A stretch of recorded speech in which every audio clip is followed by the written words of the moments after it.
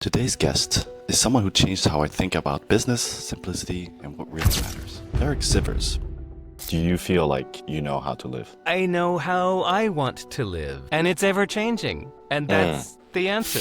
I'm very reflective and introspective. I spend a lot of time journaling. And in fact, I'd say that's the one thing that I can wholeheartedly say that everyone listening should do. I think everyone should be journaling more. I think everyone should spend some more time with their own thought. For example, as you're listening to a podcast like this and you take in information from speakers or take in information that you read anywhere, it's worthless until you both reflect on what this means for you and then you actually act on it and do something about it. Do you think that there's any of those rules that people would live better if they adopted? Maybe that's some that are less used. Do you have any prompt or way you start your journal? Today's guest is someone who changed how I think about business, simplicity, and what really matters. Derek Sivers built a multi-million-dollar business by accident, gave away the $22 million he sold it for, and then disappeared to New Zealand. Not to retire, but to rethink what it means to live intentionally. He's a writer, a thinker, and someone who always seems 5 steps ahead of the mainstream. This is a conversation I wanted to have for a long time about freedom, obsession, starting over, and how to build a life that's deeply your own. Derek, thank you for being here. And so I think actually, first question is like, why did you want to come on this podcast specifically? I get many requests and I say no to most of them, but I checked out your videos and saw what you're doing and I just admire what you're doing. So I like your angle. I appreciate that. And he liked what you're doing, so it looked like an interesting conversation. Awesome. I don't do this for promo, as you can tell. I'm not here to sell books. I'm just here for an interesting conversation, and you seemed like an interesting dude. Thanks, man. Not that cool, but yeah, I am very grateful to dive in as well. Like, especially.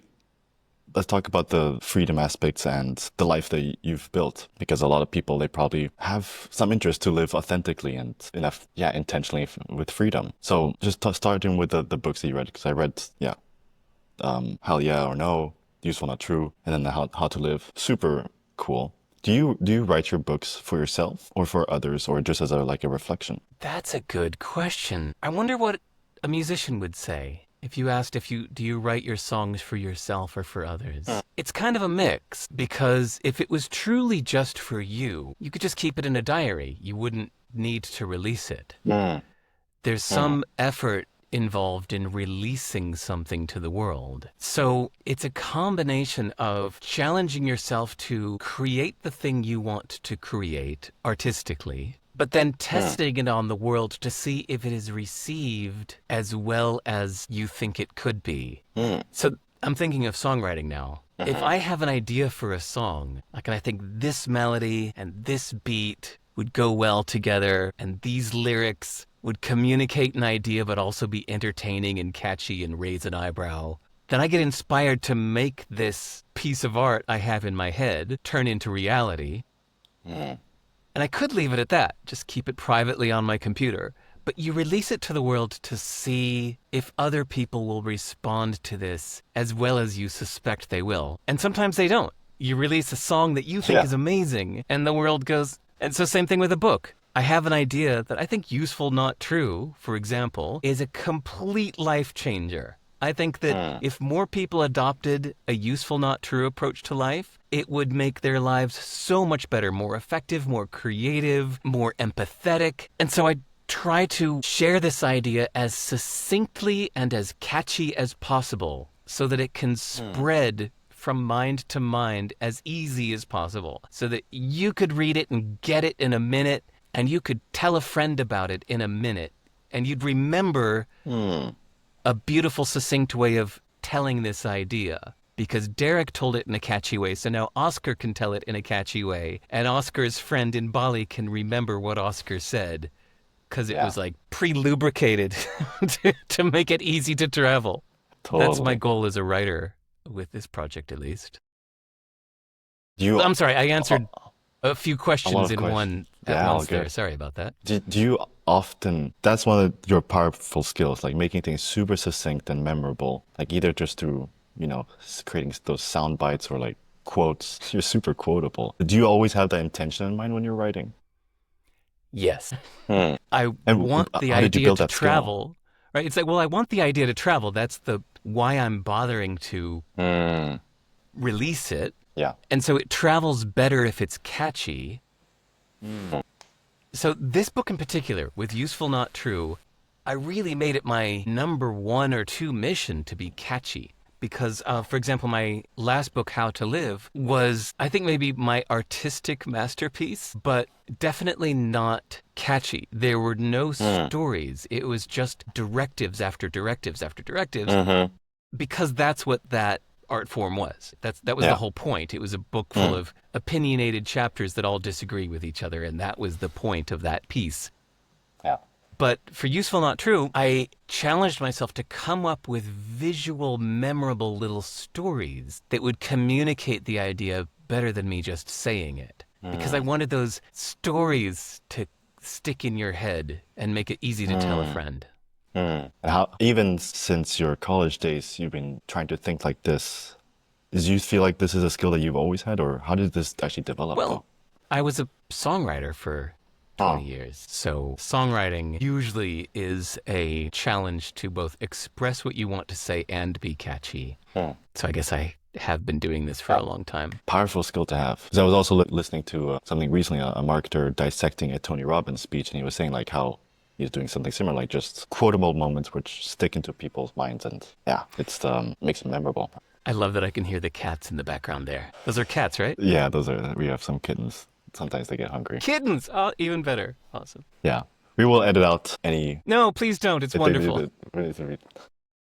I hope the audience can But yeah. hear the kittens too. Yeah, that's really funny. Yeah, they're especially loud sometimes. There's like the loudest cats we've ever. I want to talk about the other book, the one I started with, which is How to Live. Did you feel like that one was quite different from because it had less stories, first of all? Or what made you want to write that? Yeah, but that's okay. That was a flash of inspiration. I had read and loved a book called Sum, S-U-M, by David Eagleman, Mm. which has a beautiful format where each chapter says, here's what happens when you die. And it tells a fictional story of Oh, what wow. happens in the afterlife right after you die. And then the next chapter says, here's what happens when you die. And it tells a different story Mm. of what happens right after you die in the afterlife. And then the next chapter says, here's what happens when you die, and tells a different story. And so I love this format of every chapter disagreeing with every other chapter, as if there were 27 different authors invited Oh, wow. to join in a compilation of conflicting viewpoints, Mm. all written by one author. What a fun format. What a beautiful format. Read that book twice, loved it, and shortly after I was driving down the road and was hit with a lightning bolt of inspiration of, oh my God, what if I were to write a book called How to Live in this format, where every chapter thinks it has the answer to how you should live. Very opinionated. Oskar, live for the future. This is the way. Yeah. Forget the current moment, forget the past. Everything must be optimized for the future. And the next chapter says, no, no, no, no, no. Live for the moment. present. That's all there is. And the next chapter says, no, no, no, no, no. Live for others. Live for other people. This is what matters. And I love this format. So that was just a I love that flash as well. of inspiration. And then, yeah, it took 4 years of full-time Really? work, sometimes 16-hour days of writing for Wow. 4 years to make that book the way I wanted it to be. But I am so damn proud of it. It's very powerful. It's so entertaining as well Thank because you. it keeps it contradicting each other. Is there a favorite way for you to live? Did you see the picture of the orchestra at the end of the book? I think no, because I was doing audiobook. I Okay. didn't look it up after. Oh, but you described it though. Yeah, in the audiobook I described yeah. it. Yeah. The book ends with a weird conclusion. The subtitle of the book is How to Live 27 Conflicting Answers and One Weird Conclusion. And the weird conclusion is a picture of an orchestra seating chart. The violins, violas, clarinets, oboes, trumpets, drums, harp, piano, etc. And there are 27 instruments, which is not a coincidence because there are 27 chapters. And the idea is that philosophies are like instruments in an orchestra. No one instrument is the right answer. The oboe is not the right instrument and all of the others are wrong. The cello is not the right instrument and all the others are wrong. They are different sounds that you, as the composer and conductor of your life, can pull in when you want them. And you can combine them with others. You don't have to pick just one. You can combine a trumpet and a viola at the same time. It can be really beautiful to have the bass and the oboe be playing the same thing because they all have such different frequencies. So in your life, you don't have to say, is making money the right thing to do or is being generous the right thing to do? You can combine those two beautifully. You can say, I'm going to focus on making money and being generous. But maybe you do that just between the hours of 9 to 5. On weekends. And maybe you have a baby at home. So after 5 p.m., you come home and you think nothing of money until the next day at 9 a.m. and you are fully present with your baby, living entirely for your spouse and kid. Yeah. So you could say that you're switching philosophies at 5 p.m. And at 8:50 in the morning, you switch from a philosophy of being present with your kid to going to an office and being entirely future-focused and objective. It's a switching of philosophies, and we can do this in life for different philosophies, whether it's hedonism or stoicism or pragmatism. You can switch and mix, and that's life. That's beautiful. Do you think that there's any of those rules that people would live better if they adopted? Maybe that some that are less used? Well, all of them. It's a unique combination for every person and different times in their life. So anybody listening to this, you might right now in your life be tuning into Oskar's podcast for tips on how to make more money. But 1 year from now, you might be drowning in money and have no interest in making more money. So timing matters, and different people have different combinations. So there's absolutely no recipe that you can say, hey, everyone listening to this is what you need to do, because everybody's different. Of course. Yeah. That's very true. When you were writing that book, were they mostly ideas that you're coming up by with yourself, or did you do a lot of research as well? A lot of research. The reason that How to Live took 4 years to write is, first, it took 2 years to compile everything I've ever learned in life. I was about 50 years old when I wrote it, and I really went through all of my notes from every book I've ever read, everything I'd ever learned, everything I've ever heard, went back through all of my diaries of everything I've ever thought, everything I've ever written, and for 2 years, I included all into this book, and then I categorized it into these different chapters that emerged naturally as I looked at all of these thoughts. You know, these 400 thoughts are around living for the future. These 400 thoughts are around living for others. These 328 thoughts are around getting famous. These 290 thoughts are about doing nothing and just being with nothingness. So first I categorized all of them, but then of course I don't want to release a 3,000-page book. So because the rough draft of the book was over 1,300 pages, and I would not want to subject anybody to that. Wow. So then it took 2 more years to compress this 1,300-page rough draft into the 110 pages it turned out to be. I haven't written a book myself. Which part took the longest, the research or the compressing? Probably the research, because you could say that it took my whole life. It was the culmination of everything I had ever learned. So in contrast, spending a mere 2 years of editing was not that long. For sure. So having written that book, you probably learned a lot about yourself, or at least with a reflection of it. Do you feel like you know how to live?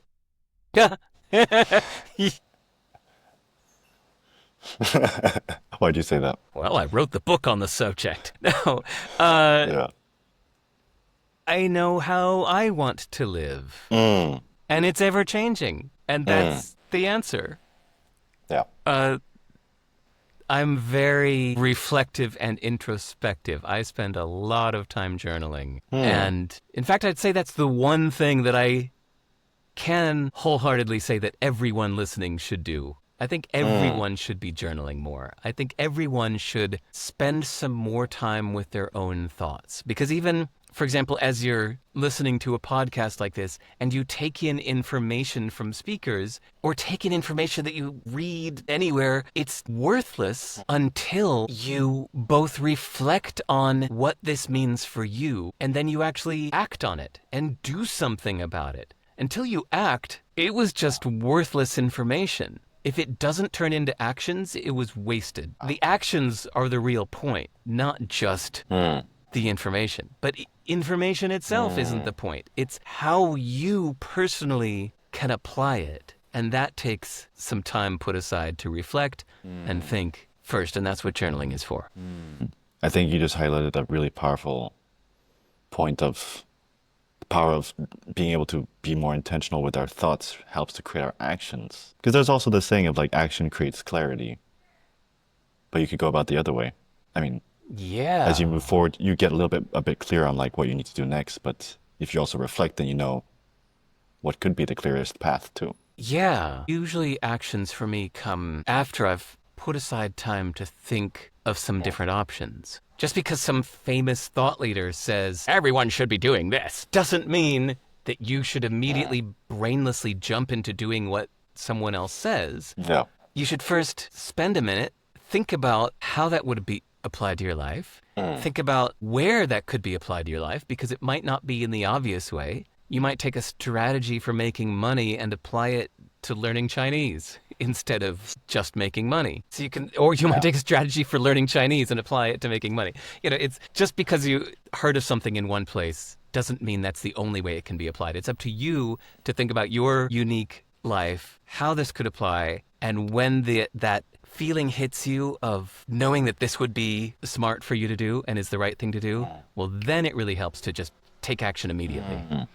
Don't procrastinate. Jump into action. Don't just click to watch the next video. Take action immediately. Yeah. That's even more powerful. Like, to get people to take more action with certainty. I think that's often what I see a lot of people, it happens to many, where they, yeah, like you said, procrastination, but people delay their choices because so many dreams go unfulfilled due to uncertainty. Yeah. I love that you were journaling. I have not been journaling in a while. To me, it's everything. I spend sometimes hours a day. If I'm at a point in my life when something's changing and needs reconsidering, I can spend hours a day writing to myself in there, just going through different thoughts, different options, considering it, daydreaming, challenging myself, doubting decisions, healthy doubt. You know, skepticism is an entire philosophy around healthy doubt.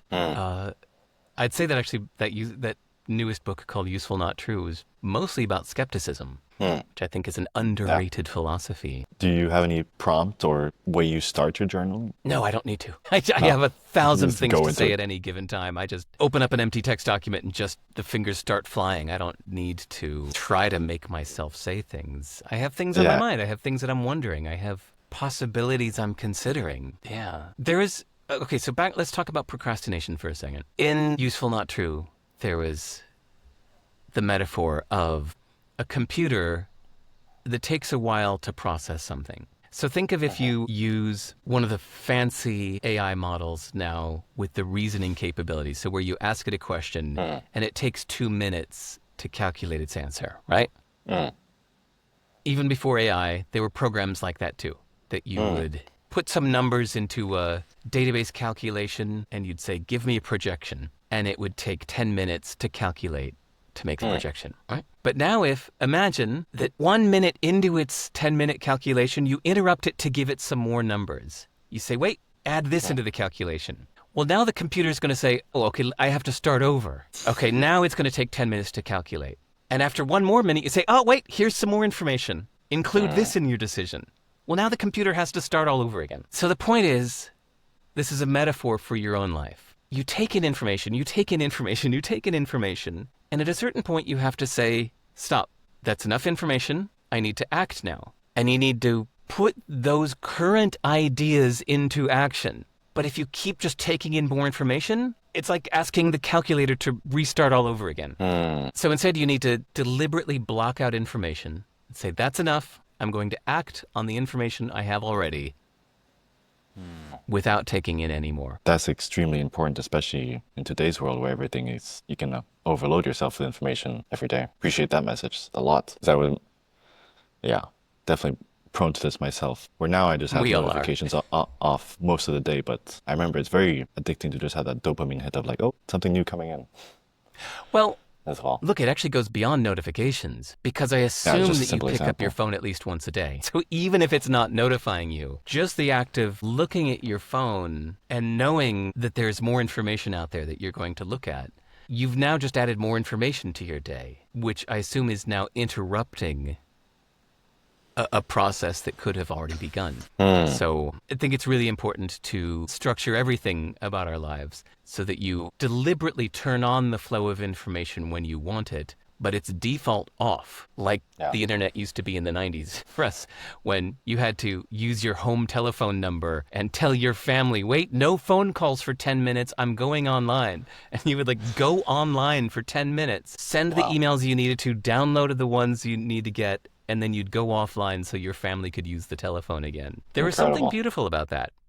Deliberately going online instead of being online always by default. I'm not saying that we should go back to that because nobody will. But it's interesting to set up your life that way so that by default you are not even receiving new information. The fact that somebody posted a new thing somewhere in the world does not mean that that by default reaches you. That would be awful. That's a terrible way to live. Everything. So that would people forcing messages into your face? No way. So by default, it helps to have all of those off. But then when you have decided, you've consciously, deliberately decided, I need some more information, and you know why you need that information and what you need to get out of it, then you turn it on and get the information you need, then go back to the default of having it off and take action on it to make sure that action is always your top priority. Do you do this very intentionally of like making sure you put blinds on where you don't perceive too much information? Yeah, I receive no information. Yeah. I do everything in the well, command line. Well, first, just like the way I use a computer, I only use my phone to call friends.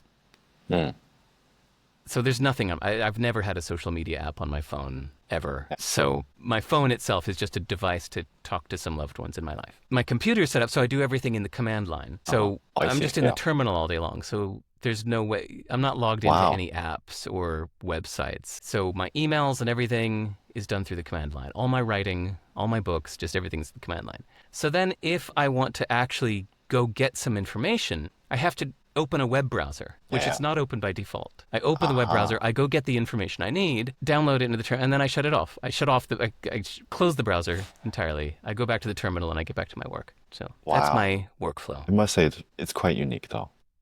Yeah, but it's... people who look over my shoulder when I'm on my computer, they go, "What is that? It's just a black screen with nothing on it." I'm like, There's no menu bar, there's no top menu, no bottom menu, no taskbar, no nothing. Just my terminal takes up every pixel of the screen, and it's just the words I'm writing. That's by default. Yeah, but definitely a very peaceful way to live. It is. Can you explain what super brief, what the command line and the black terminal is for people under 25? Yeah, anybody using a Mac, you have it built in. You go into utilities, and there's a black box there that says terminal. Double click it, and it will just bring up this black screen just waiting for you to type a command. So you can do anything you can do in a web browser by clicking other people's programs. You can do it in a terminal. You just have to know what to type. Powerful. And then anybody on Windows has this too. I think it's called PowerShell. I just haven't used Windows in 20 years, but I think it's in there called PowerShell or something like that. I use an operating system called OpenBSD, which is kind of like Linux. So it's just kind of the default. You turn it on and it just gives you the command line. It's the default. I would actually specifically have to type the word Firefox or Chrome in order to open Firefox or Chrome to open a web browser. But by default, you're just in the terminal. Nothing to click on, no mouse, just typing words. Amazing. And do you instill this philosophy in your son as well, or your family? No. He knows that this is how I work. And I've taught him a few of the basic terminal commands. But his life is his own. Sure, he'll figure it out. How old is he? If he wants to. 13. Yeah, still quite young. What you're talking about also reminds me of like the blackout that happened on Monday, I think, or Tuesday in Spain and Portugal. I don't know if you saw that, but the whole country shut down. And my brother sent me, because my brothers live in Spain, videos of like just people hanging out in the streets playing music together, and my brother was barbecuing in his alleyway. I thought it was really, people felt very connected there, which is very interesting too. Well, you live in Bali. I live in New Yeah. Zealand. These are two physically beautiful places where when I step out my door and I see people around, most of them are not on their phones. Most of them are Mm.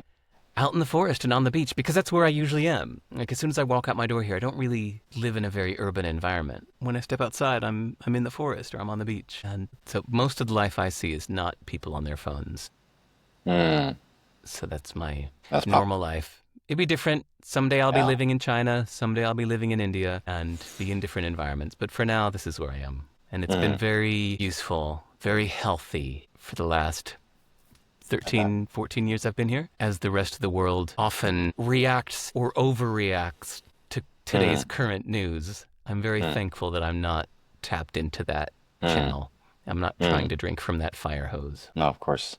As I was doing the research for this episode, I heard that you had said that was one of the main reasons to move to New Zealand now, just because it's so disconnected, even Yeah. though it's so modern. How did New Zealand manage to make itself quite distant, but also modernized at the same time? Well, Aside from time zones. I think millions of years of geographic continental plates made it isolated. No, I think it's a choice by the people here. I think that this is just a place where it is culturally normal to be outside barbecuing your food and playing frisbee in the park. That's awesome. So then, these days, living your life, enjoying it, what's a powerful question I could ask you that would allow you to share what occupies your mind these days? What are you focused on now?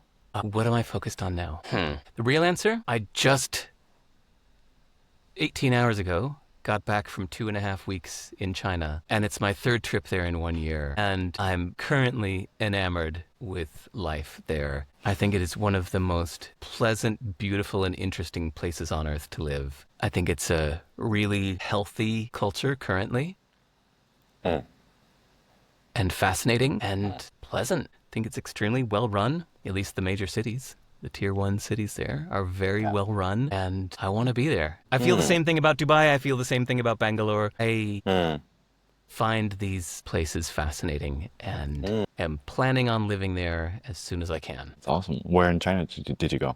I've spent a lot of time in Shenzhen and Chengdu, spent a few days in Shanghai and Hong Kong, and I will probably move to Shanghai. We'll use this podcast as a timestamp of May 2025 to see if in a few years from now I'm doing it. Sometimes my plans take a few years to happen. Yeah.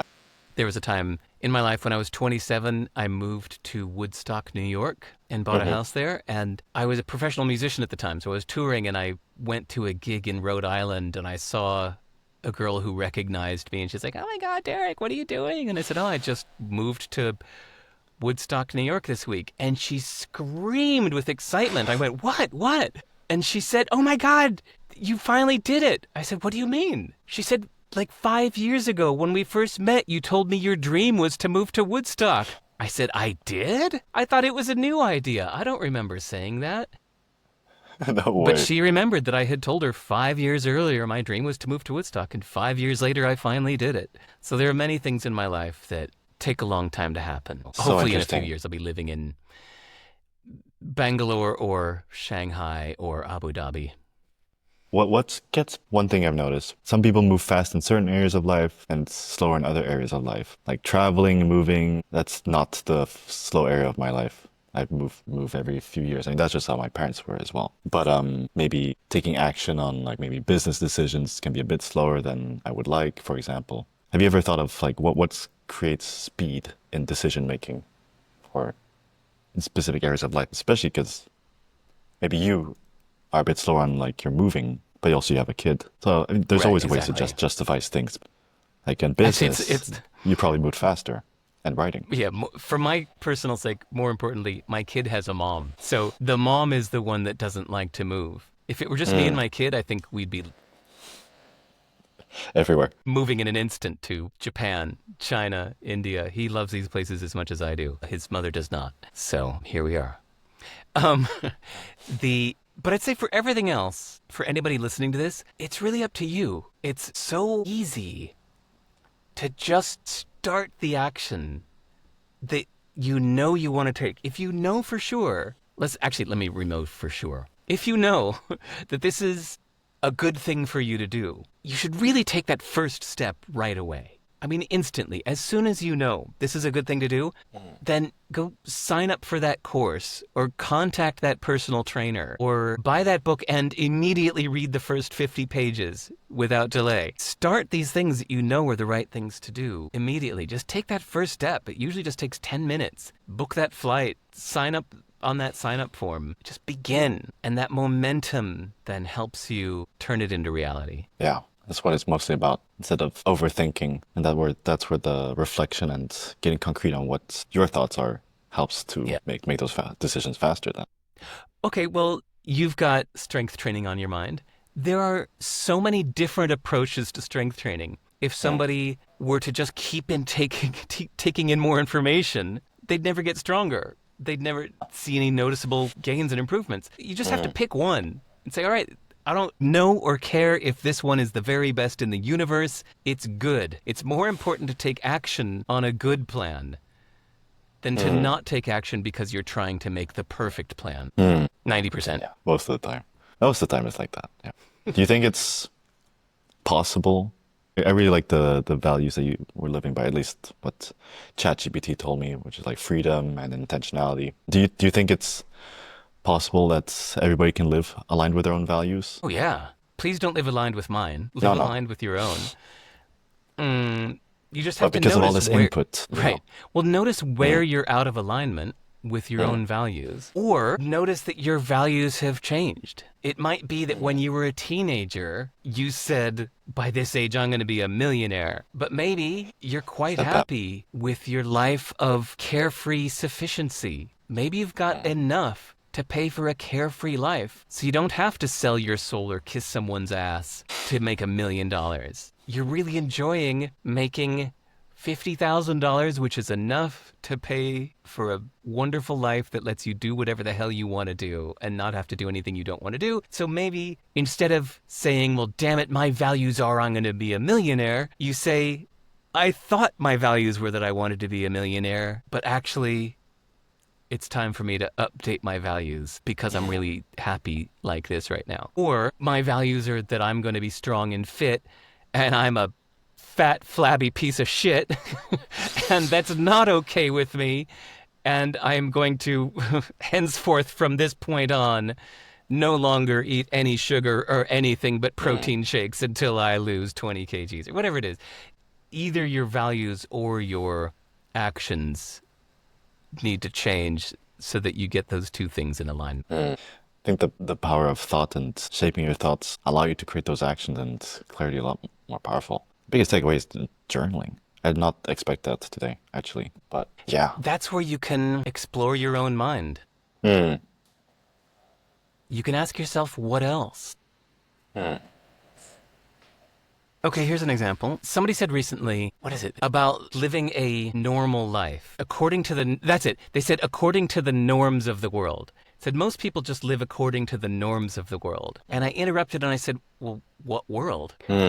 If you live in Singapore and you grew up in Singapore and you're surrounded by Singaporeans, well, then there is a set of norms in that little world that you might be following. But those are very much not the norms of Berlin and very much not the norms of Rio de Janeiro. And so you need to realize that it's not like you're living a normal life because you're living a normal Singapore life. It's only one way of being. So first it helps to zoom out and see different perspectives, see that there are different, totally valid ways of living, that the Brazilian way of life and the Japanese way of life have nothing in common, but neither one is wrong and neither one is right. It's just different approaches to it. And that also conflicts with the Saudi Arabian way of life, which also conflicts with the Swedish way of life. I'm just picking countries, but of course, even within a country, there are many different ways to approach life. Living to uphold traditions versus living to destroy traditions and build a new future versus whatever you can think of. So in your own private journal, if you're thinking of how you want to approach your romantic relationship or finding one or building one or how you want to approach your career, you can't get stuck into following norms as if they are the only way, because it's what you see around you, whether physically around you or you're just tapped into these certain channels on YouTube that only show you certain ways. Go into your browser, delete all cookies, start over, or go get Firefox and open a new browser with no cookies. Yeah. Go to Yeah. YouTube and see different algorithms being pushed at you. Go search for videos of people you hate or things that you ordinarily would never watch and let the algorithm show you stuff you ordinarily wouldn't see. Or just pick up culture on Earth that repulses you and go learn more about it. Because if more than a few people are following this culture, there might be something to it. And your repulsion should be an indicator of your ignorance about it. 100%. Very refreshing. I'm gonna go delete all my browser history and kidding. Well, That's you're kidding, but guess good. what? It should be no surprise. I browse my browsers. I use Firefox as my default browser choice, and I have it set with cookies off. So every time Interesting.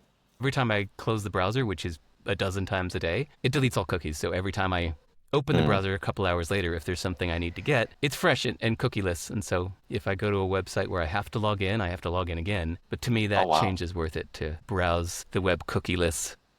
Wow. I don't get any didn't know that's algorithmic possible. feeds. Didn't know that was possible. Dude, how can you not know it's possible? You just Of go into course. preferences and it says Yeah, allow yeah. cookies, you choose no. Or the specific setting in Firefox yeah. is delete all cookies when I close the browser. Actually, not just cookies, delete everything. Delete your browser history, your cookies, all stored, local storage. To close that every time you close the browser, and then I just close the browser many times a day. Fantastic. This has been a very refreshing conversation. Do you think it's important for people to know that this way of living is possible, Derek? Yeah, I think it's important to know that other ways of living are possible. I'm not saying that mine is better than any other. It's just the way that I like. But you find somebody else like, say, Tyler Cowen is somebody I admire a lot. And he calls himself an infovore. And his personal preference is to receive a ton of information all the time, every day. That's how he thrives. And I admire the hell out of this guy. So I think my life has been improved by considering his perspective on that. Doesn't mean I need to live it for myself, but for the same way that my perspective has been improved by spending more time in India and spending more time in China and getting to know people there, making dear friends with people that grew up there and tell me a different way of looking at any given issue. Yeah. Powerful. What's really funny is that me and my girlfriend, I'd say we are like the opposite. Like I'm more of an infovore, and my girlfriend, she's like, oh, I need to make a decision. Don't give me any input. I don't want any input right now. Nice. And I like that. yeah. And I was like, well, I want to just hear as many perspectives as possible to, you never know what you can find out. But yeah, I also like what you're saying. Really take the time to solidify what sounds best for you and make that concrete. I do take in a ton of information when I know I need more information. So if I'm trying to learn more about something in order to make a decision, I'm trying to choose which Yeah. server software to use, I'm trying to choose which bank to use or which what to invest in or whatever, I will go be an infovore temporarily in order to learn more about that. But then shut it off, and by default, like your girlfriend, when making a decision, I say, okay, that's enough, no more information, I need to make a decision now. And then it's time to reflect. Then I need quiet reflection without any distractions influencing me. Yeah. Well, as we start to wrap up, I have the last question, which would be, so we talked about quite a few things. What would be one thing that you want people to remember after listening to this episode? Think to journal. Doesn't matter how, where, with what. Just start if you haven't. Maybe you like to have a paper notebook and sit offline on the couch. Maybe it's a browser tab. If you're one of those browser tab people that always has your browser tabs open, maybe your journal should be in a browser tab so that it's always right there. And you can just press Command 1 to jump to that tab and go back to typing, so that 50 times a day, as you have a little thought that you want to save for your future self, you go to that browser tab and you add it to today's diary. And then at the end of the day, wrap it up and share more to it. It's one of the things that I wish I would have started 20 years earlier than I did. I started journaling when I was 42. Let me back up. When I was a teenager, or since I was a teenager, I would turn to my diary only if I was really upset about something and really needed to sort out my tangled thoughts on a subject. Then I would go to my journal and write. But the problem is, years later, looking back at my journal, all that's in it are the tormented days. There's no indicator of how I was feeling in general at that point in my life or what I was doing. So at the age of 42, realizing I regretted not having that from the past, I made a point of doing it every single day since then.